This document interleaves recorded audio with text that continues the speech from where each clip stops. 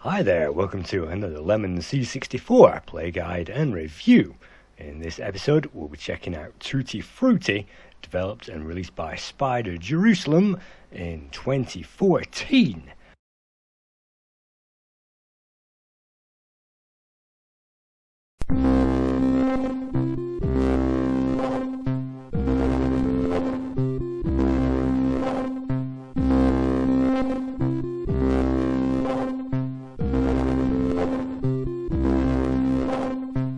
This game was coded and the music was created by Spider Jerusalem, who also created some of the graphics himself, and he goes all the way back to 2008 on the Commodore 64, releasing one-file demos, music and tools. But as far as I know, this is his first game on the Commodore 64, and you can see that appears with a great tribute to the original Commodore 16 game.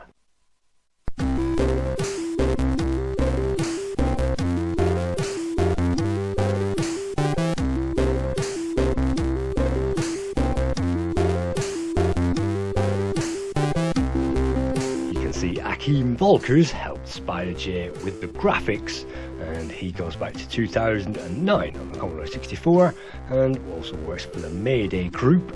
The Mayday Group was founded by Spider J, and Akeem also created games such as Darkpeed, Rent-A-Cop and all three of the On the Farm series for the C64. But this particular game has never been released on any other platform outside of the Commodore 16+4 machine, and I've never owned that platform or played this game before, so let's press fire on that introduction screen and check this game out.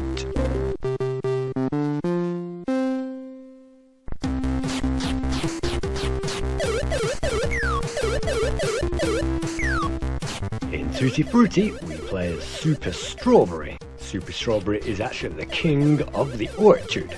It's our job to collect on this first level all those cherries.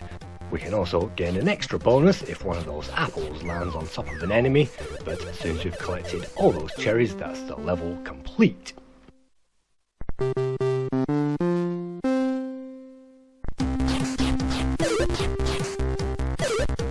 Second stage, the objective is to kill all enemies, but we can't kill all those enemies until we've collected all those cherries. Until then, the enemies will keep respawning from the home in the very center of the screen, and you can see we can also press fire and that will launch a rock towards those enemies. Now that we've collected all those cherries, we only need to destroy the last three, and at close quarters it's possible to destroy those by a number of means. All we need to do is to make sure that thing collides, and then that's the level over.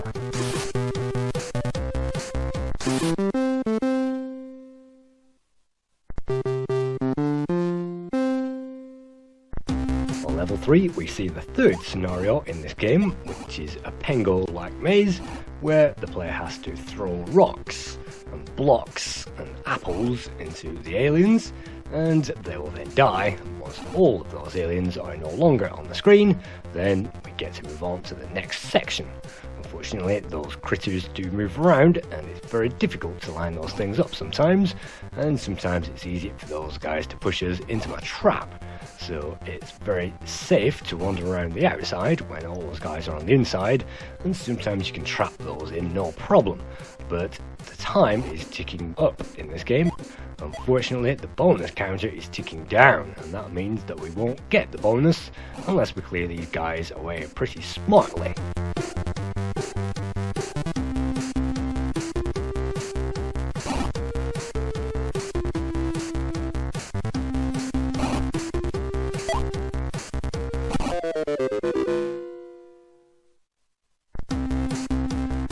Die, we get to retry that level again, but all the blocks don't reset. No, they continue to lie where they are from the very first try, and if we destroy some of those blocks, that means there are less blocks on the screen to throw at those enemies. By by pressing fire, we can move those blocks, and we can also destroy those, as we shall see later on.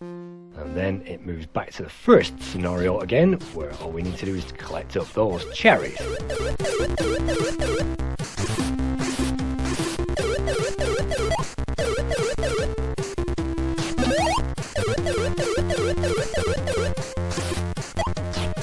When one of our rocks destroys an enemy, we can simply hold down the fire button again and throw the next one, and sometimes we can catch our own rock, and that means we can throw it again straight away. But in this game, as soon as you've collected all those cherries, all the enemies are simply there for a bonus, and then we move on to the second scenario again, where we have to collect all those cherries before we destroy all the guys. So the three scenarios in this game are pretty straightforward to understand, and it means the player can get on with practicing this game and trying to get a higher score. You can see all the high scores are piled up on the right hand corner, and it's the first and the last game that I've ever seen with high scores in the actual game itself. And we also get to see a player icon with a white dot next to that where we have the rock that we can throw, and next to the player icon you can see a 4, which means we have 4 lives out of the 5 that we start with remaining, and it's very easy to lose lives in this game.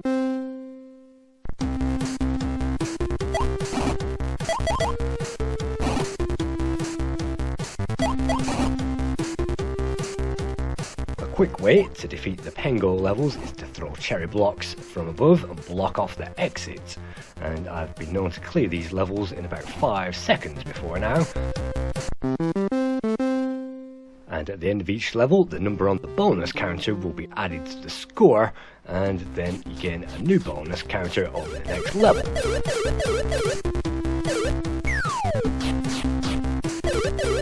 The apples on the screen gives us another way to kill those enemies. By moving underneath those, we can then let them drop onto the enemies' heads, and that will give us another bonus.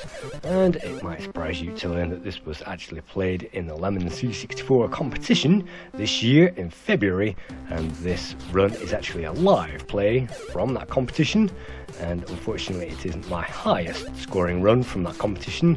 I actually went on to score 57,000 points. But in this run, I hope you can see the easiness of the levels, and the easiness of the gameplay definitely makes for a great fun factor. Don't forget, this is the first time that this has been released outside of the Commodore 16, and it's the first time I've actually played this on the C64 competition, and so this was definitely a fun game, and most people enjoyed it.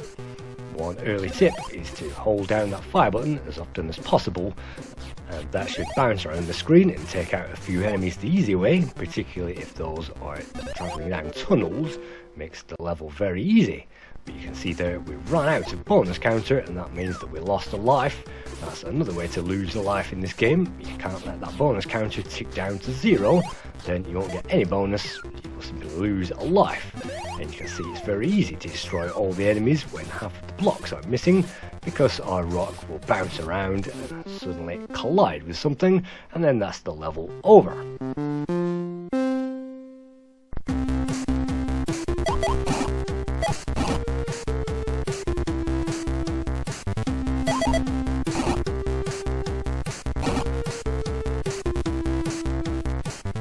I should have gone onto the top layer and thrown those down onto those guys as they emerged, but I panicked and ran away.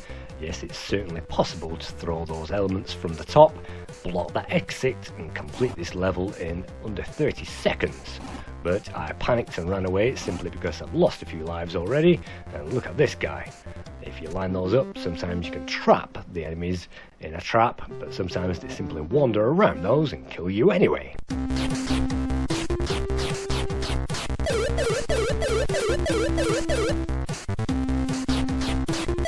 Tutti Frutti is based on a number of original arcade games, particularly Dig Dug, which was released by Namco in the arcades in 1982, Miss Do-Do, which was released by Universal Entertainment in the arcades in 1982, and Pengo, which was released by Sega in the arcades in 1982.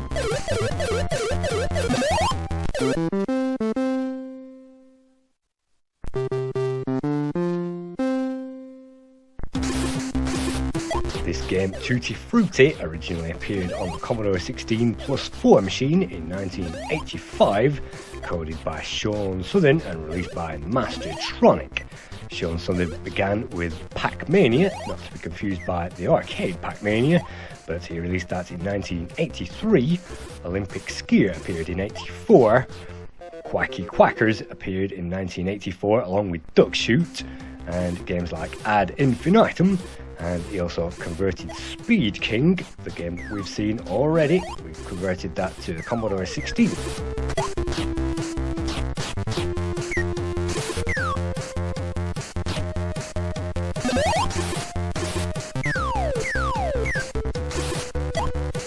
Another great tip, if you are struggling to get rid of all those aliens, you can busy yourself clearing the landscape, and that certainly gives you something to do, waiting for that bonus to tick down. There's nothing worse than being trapped and having no time to do anything in this game. You can be absolutely 100% lucky, and you can be unlucky as well. But if you trap yourself in a corner, you're going to be unlucky until you bash your way through that. And if you have fast reflexes like this, suddenly you can make short work of those aliens until they sneak around and kill you.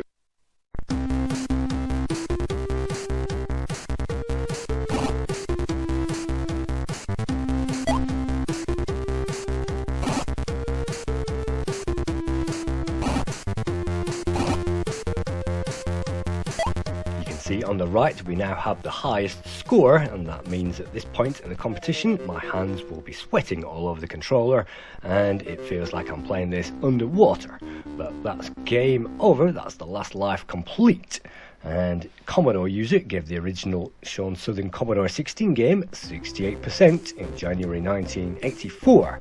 Zap gave the Commodore 16 game 69% in August 1985, and I'd actually give this a 7.5 out of 10 because it really is addictive, particularly in the C64 competition, and it's a fast jumping action game. Thank you once again for viewing this 64 review. See you again next week.